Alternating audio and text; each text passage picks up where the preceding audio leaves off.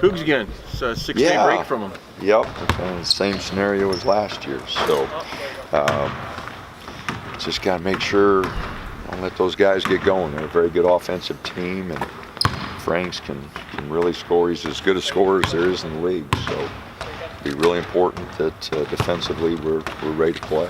They get running. I mean, they want to kind of get out there and get you going and switch up kind of what you guys have been doing lately and kind of get you going more their pace.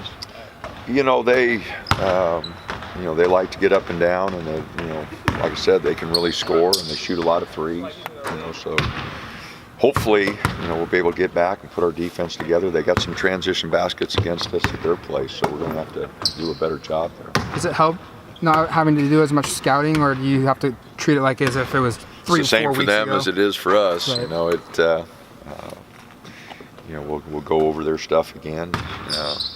Quick turnaround here today and tomorrow. We took yesterday off, and so hopefully the guys got some sleep and ready to go today and travel tomorrow already. So it's a real quick turnaround.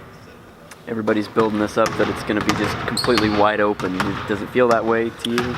Oh, they say that every year, don't they? I mean, I don't know if that's to pique interest or what, but Washington is 15-3, so that says something.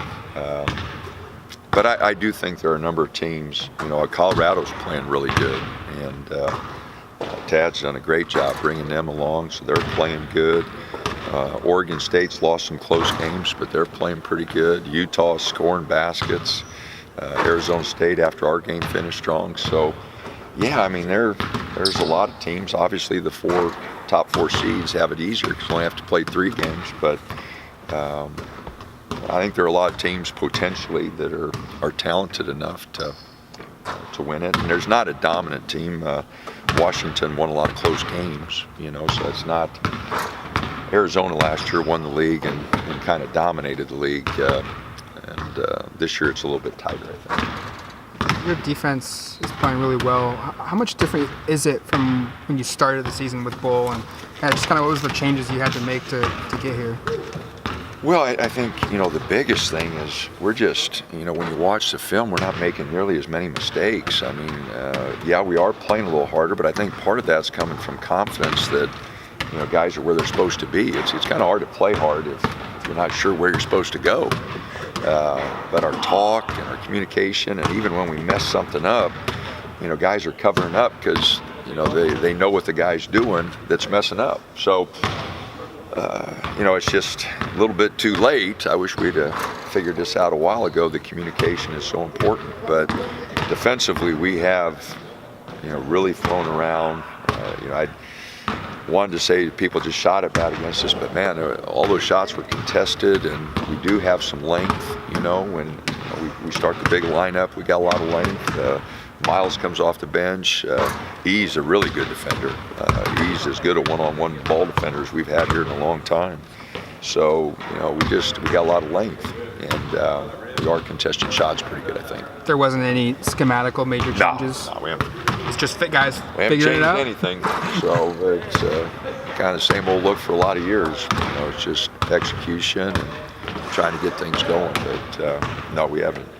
If you've watched us play over the years, it's same thing. Fair to say you guys may be better suited now than you were a month ago for the potential of 3-4 games, just because all 9 of those guys you could probably throw out there if you needed to for 20-22 minutes rather than kind of having more. Maybe you had more 2 guys. Well, first thing, we're healthy. We went through a stretch there where Kenny was out, and then Paul sprained his ankle at Arizona State, and he didn't play much. I was watching the Washington games, getting ready for this weekend, and Paul didn't play much. So we're as healthy now as we've been, so that helps. And we've got 9 guys that we feel comfortable with. Miles has made great progress, so he's playing good. Francis is playing good. So we're as deep now and as healthy as we've been. So, but it doesn't matter. Depth doesn't matter if you don't win the first one.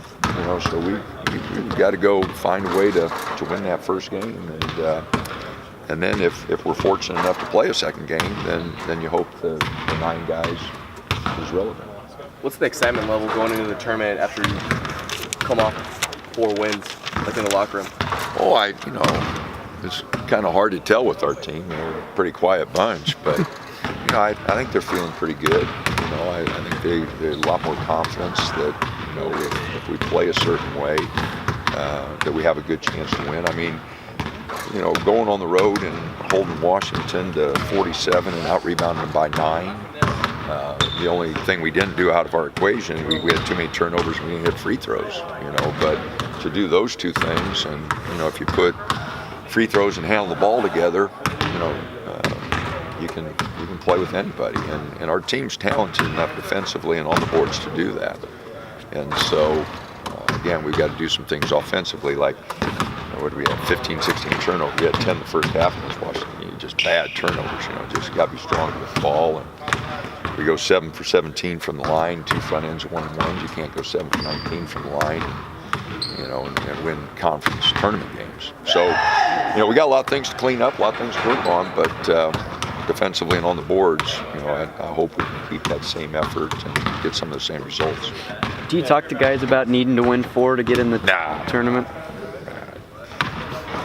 Worry about Washington State. It's real simple. You worry about 4, you don't get out of 1. So it's all about Washington State, and hopefully we can advance. We've been fortunate in our other teams, have listened to that, and we've had a little success. So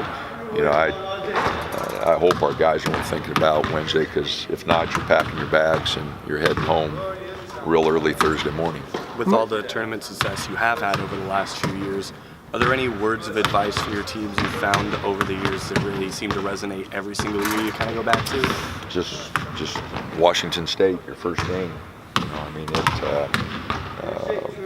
just got to break it down, and if you look at the whole week, you just kind of get overwhelmed. 4 games, but you got to worry about Wednesday night. And if we're fortunate enough to win Wednesday night, then we'll worry about Thursday night. And so, it really, I try to keep that focus. Tell all my coaches, we don't even talk about anything but one game. And hopefully, our players will think that way, because people around them say, you got to do this, you got to do that. None of that happens unless you win the first one. So try to keep them focused in on that. Is that where you feel being a quiet group kind of can help them, that they're able to drown that out a little bit more this time of year? Well, that I don't know. I'm not making any predictions what they're thinking or how they're feeling. But no, I think they'll understand where we're at. I think they'll understand what we've got to do. And like I said, none of that can happen unless we go in there and lock in on that first one. And, I just need to remind them about last year. We played Washington State. We didn't play well. I think we went 8 for 18 last year from the free throw line in the first game. Just darn near cost us. So we're going to have to get ready to play. Francis has received a lot of credit the last 4 games. So how much has Peyton meant to this team on both ends? Well, Francis's energy, but Peyton, you look at his stats last 5 games. Wow. No, absolutely. He's played awfully well the last 5 games. I really feel good for him, because he struggled there for a while, and but for him to fight back the last 5 games, we all were bad against USC. We just didn't play good. But since then, the last 5 games we've had one bad half. But Peyton's played hard. Peyton's played well, and Francis's energy, but Peyton's played really good. You're right. Was there any surprise that he wasn't even honorable mention defense? I was disappointed for him. Yeah. But you only got 5 guys on the defensive team. Kenny gets all the recognitions because of his blocks, but Peyton, the last 5 games, I think he's had 15 steals in the last 5 games. He's second in the conference in steals. He's turned it on. I feel bad because, Paul and Peyton, Lou, should have got some consideration, but 2 weeks ago, when everybody's thinking about who they're going to vote for, we were 6 and 8. You don't, losing teams, you don't get that many guys on there. And you make a late run, a lot of guys already got their minds made up. And if anybody watched Peyton play against Washington, he's all conference. But if anybody watched Paul against Washington State, and So, like I said, we've had a lot of guys make it when we've had really good years. You know, Joe Young that was kind of a controversy, but he had a great year, but we won. You know, and so when you finish first or second, you're going to get more people on.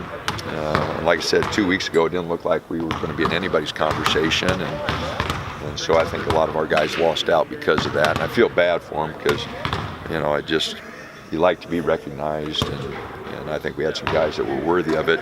But as I look at the list, you know, you just can't take away. You know, the other guys had great years too. You know, it's a crapshoot. It just is what it is. But you know, the last 4 games here, we've really picked it up. And I think people probably have a different perception of us now than they did 2 weeks ago. All right.